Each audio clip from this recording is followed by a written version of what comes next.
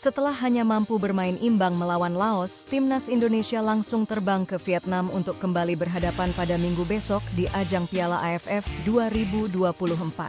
Bagaimana peluang Indonesia? Sebelum kita ulas, jangan lupa subscribe dan nyalakan lonceng ya.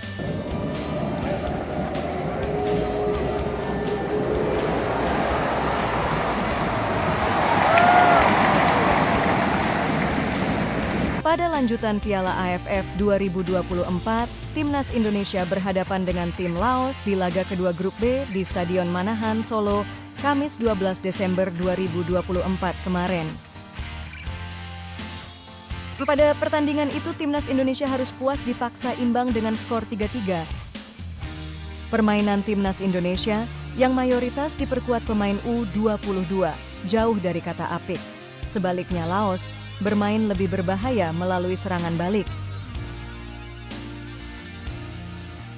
Semua gol yang diciptakan Laos berawal dari kesalahan umpan pemain Indonesia yang mengakibatkan serangan balik. Ditambah Kadek Arel dan kawan-kawan sering terlambat dalam melakukan transisi bertahan. Dengan hasil ini untuk sementara Indonesia berada di puncak klasemen dengan poin 4 dari 1 kemenangan dan 1 hasil imbang. Selanjutnya timnas akan bertolak menuju Vietnam untuk melawan tuan rumah pada hari Minggu besok. Vietnam sendiri baru melakukan sekali pertandingan saat menang 4-1 melawan Laos di laga pembuka Piala AFF 2024. Performa Vietnam juga tidak bisa dikatakan baik di awal pertandingan. Pasalnya, sepanjang babak pertama pertandingan, meski mendapat banyak peluang, anak didik asuhan pelatih Kim Sang-sik ini nyaris menemui jalan buntu dalam mencetak gol. Belum lagi Vietnam bisa membawa semua pemain topnya di ajang AFF ini. Tetapi banyak pengamat Vietnam yang memprediksi bahwa timnas mereka akan dengan mudah mengalahkan Indonesia. Pertama, Indonesia datang tidak dengan kekuatan penuh. Setelah pemain andalan Indonesia Marcelino Ferdinand harus absen akibat kartu merah. Kartu merah itu didapat setelah Marcelino mendapat kartu kuning kedua akibat melanggar pemain Laos di menit ke-69 babak kedua. Kedua, Indonesia juga harus melalui perjalanan yang cukup panjang dan melelahkan untuk menuju stadion akibat terlalu padatnya jadwal Piala AFF. Ketiga, Indonesia hanya menurunkan skuad muda di bawah umur 22 tahun, bahkan separuh skuad merupakan pemain debutan di timnas senior. Sedangkan timnas Vietnam mendapat keuntungan tersendiri di laga besok.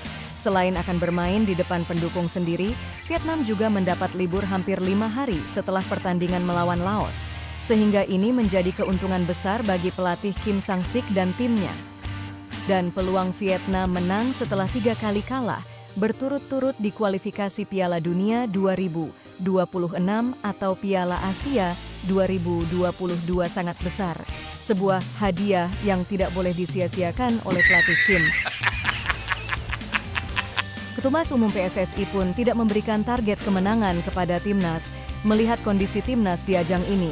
Saya bukan tipe pemimpin yang sering tidak mengapresiasi.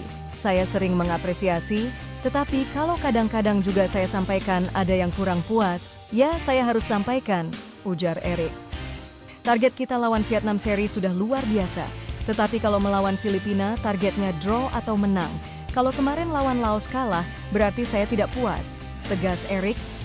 Saya yakin Coach Shin Tae-yong sudah tahu kelebihan dan kelemahan tim Indonesia dan lawan-lawannya. Jadi masing-masing kita kembali harus bisa memanfaatkan semua program yang sedang dijalankan.